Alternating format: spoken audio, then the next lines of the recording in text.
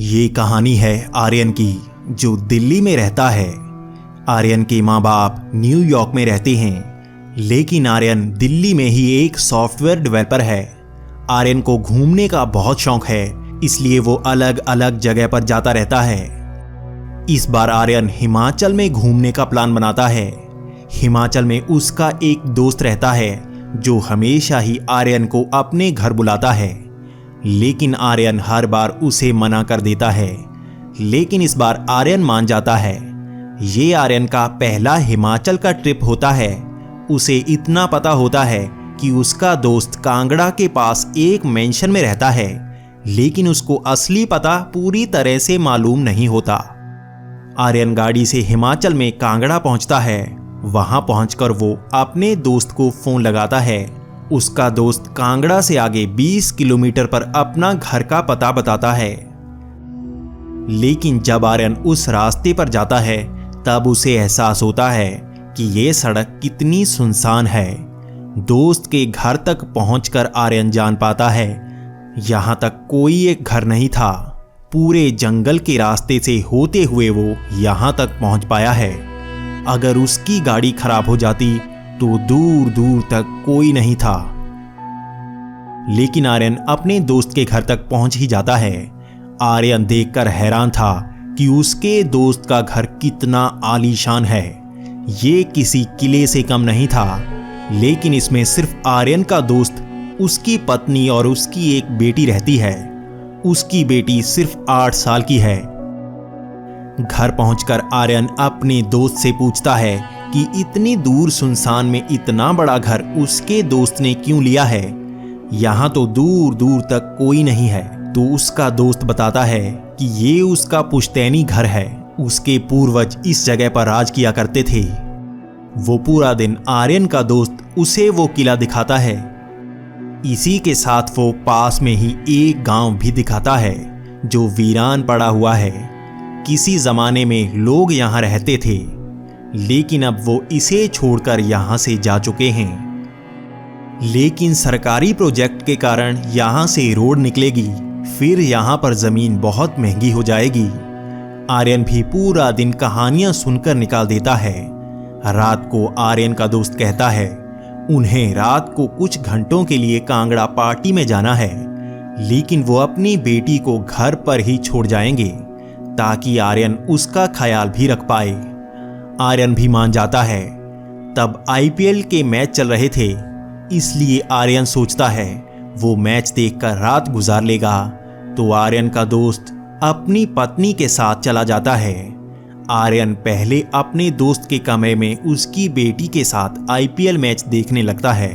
वो बच्ची कुछ देर में सो जाती है, तो आर्यन भी सोचता है कि उसे परेशान क्यों करना। तो वो टीवी बंद करके हॉल में चला जाता है।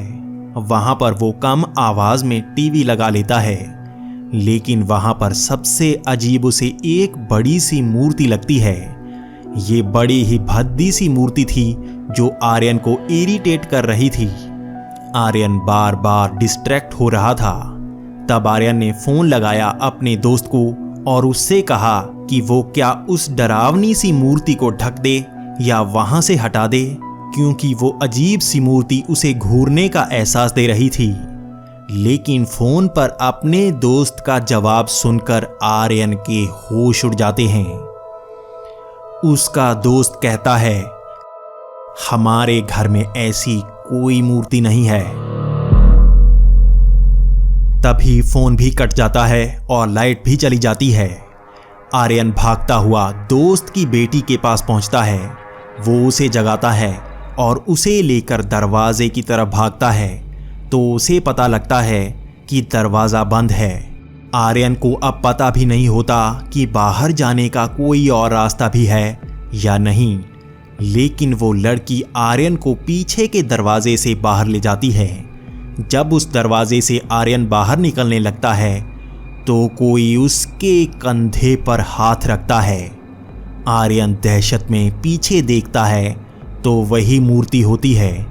वो डरावने इंसान जैसी लग रही होती है। वो आर्यन के कान में बस इतना कहता है, मैं जिंदा हूं। आर्यन उस लड़की को लेकर बाहर आ जाता है। आर्यन गाड़ी स्टार्ट करता है और दोनों उसी रास्ते से कांगड़ा की तरफ निकल लेते हैं। वो वीरान जंगल आर्यन के दिल की धड़कन को बढ़ा रहा होता है। आते वक्त तो आर्यन को वो जंगल इतना सुनसान नहीं लग रहा था। जब आर्यन आधे रास्ते तक पहुंचता है तो उसे सामने से उसके दोस्त की गाड़ी नजर आती है। आर्यन गाड़ी को रोककर सब कुछ अपने दोस्त को बता देता है। उसका दोस्त बताता है कि घर के पास ही एक खदान है जहां पर कुछ लोग काम करते हैं। वो हर वक्त कोयले की कालिक से रंगे रहते हैं। ये वही होगा जो घर में चोरी करने आया होगा। तब आर्यन अपने दोस्त के साथ दोबारा वहीं पहुंच जाता है। आर्यन का दोस्त उसे दोबारा घर में ले आता है। तब वो कहता है कि तुम बहुत ज़्यादा डर गए हो, थोड़ा पानी पियो, फिर देखते हैं कि यहाँ क्या हुआ है। थोड़ी देर पानी पीने के बाद वो घर के हर तरफ देखते हैं, उन्हें कोई नहीं मिलता। आर्यन का दोस्त कहता है कि आज रात तो शायद उसका पता नहीं लग पाएगा, लेकिन कल वो उस कोयले की खदान में जाकर उनसे बात करेंगे। उस पूरी रात आर्यन को नींद नहीं आती क्योंकि वो बहुत ज़्यादा डर गया था। अगले दिन आर्यन का दोस्त आर्यन को लेकर उस खदान में जाते हैं। वहां जाकर वो देखते हैं कि वहां पर कोई नहीं होता। आसपास घूमने के बाद भी उन्हें वहां पर कोई नहीं मिलता। तो आर्यन का दोस्त कहता है कि लगता है वो यहां से भाग गए होंगे। तब दोनों दोबारा घर में वापस आ जाते हैं।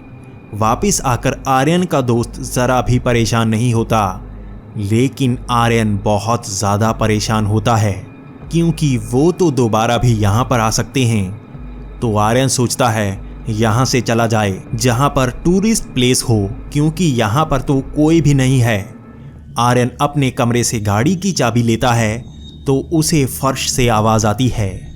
ये आवाज़ ऐसी होती है जैसे कोई किसी औजार से मार रहा होता है। आर्यन भागकर अपने दोस्त के पास जाता है। वो इस बात को अपने दोस्त को बताता है तो उसका दोस्त कहता है हो सकता है कोई तहखाने में हो। इस किले के नीचे तहखाने भी बनाए गए हैं, वो लोग खोद कर यहाँ आए हो सकते हैं। तब दोनों भागकर तहखाने के दरवाजे पर जाते हैं। वो दरवाज़ा फर्श पर बना होता है। नीचे उसे वही इंसान नजर आता है। आर्यन नीचे होकर बात करता है तो वो बस इतना कहता रहता है, मैं जिंदा हूं, मैं जिंदा हूं। आर्यन बार बार ये सुनकर जवाब देता है कि हाँ मैं जानता हूं तुम जिंदा हो, लेकिन उसके आगे वो जो कहता है वो आर्यन के होश उड़ा देता है। वो आदमी आर्यन के दोस्त की तरफ इशारा करके कहता है हाँ, लेकिन वो नहीं है।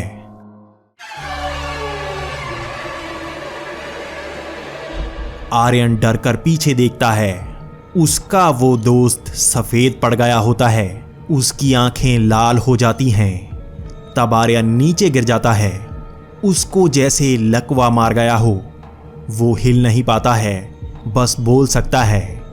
वो अपने दोस्त से पूछता है तुम कौन हो, लेकिन उसका दोस्त कहता है 1 साल, 1 साल लग गया तुम्हें यहाँ लाने में। आर्यन भी जान जाता है वो कोई इंसान नहीं हो सकता, वो कोई पिशाच ही हो सकता है। तब आर्यन बेबस महसूस करता है। तब आर्यन महामृत्युंजय मंत्र का जाप करने लगता है, क्योंकि आर्यन हर रोज इसी का जाप करता है। आर्यन का शरीर चलने लगता है। आर्यन का वो दोस्त हैरान हो जाता है। वो आर्यन को पकड़ने की कोशिश करता है, लेकिन आर्यन धक्का देकर उसे गिरा देता है। उसका दोस्त कमजोरों की तरह दूर गिर जाता है। आर्यन गाड़ी की चाबी उठाता है और गाड़ी स्टार्ट करके वहां से निकल जाता है। पूरे रास्ते वो महामृत्युंजय मंत्र का जाप करते हुए कांगड़ा तक पहुंच जाता है। सबसे पहले तो वो पुलिस स्टेशन जाता है और रिपोर्ट लिखवाता है। वो सारा किस्सा पुलिस को बता देता है। वो पुलिस फोर्स के साथ उस किले में पहुंचते हैं।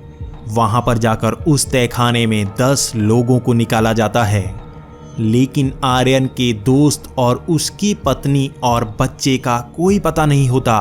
वो वहां से गायब ही हो गए होते हैं। वो 10 लोग बताते हैं वो काल पिशाच है जो लोगों को दूर दूर से यहाँ बुलाता है। वो उन सब के साथ एक एक महीना काम करके दोस्त बनता है और उन्हें यहाँ बुलाकर कैद कर लेता है।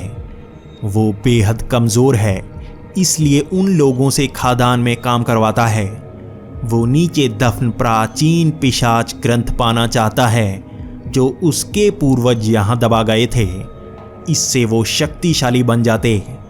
अभी बस उनके पास कुछ ही शक्तियां हैं। प्राचीन समय में गांव वालों ने पिशाच वंश का अंत कर दिया था, तो बचे पिशाचों ने पूरा गांव ही वीरान कर दिया। तब से यहाँ पर कोई नहीं आता। पुलिस वाले भी इन कहानियों को सच बताते हैं, इसीलिए इतनी दूर वो नहीं आते। तब सब लोगों को कांगड़ा पहुंचाया जाता है। सब लोगों के बयान लिए जाते हैं और उन्हें घर पहुंचाया जाता है। अंत में आर्यन का बयान लिया जाता है। हर आदमी के बयान में एक बात समान होती है कि किसी को उस पिशाच का नाम याद नहीं होता, जैसे उसके असर से वो सब उसका नाम भूल गए हों। अब आपसे एक सवाल जिसका जवाब कमेंट्स में ज़रूर दें। आर्यन के उस दोस्त का नाम क्या था?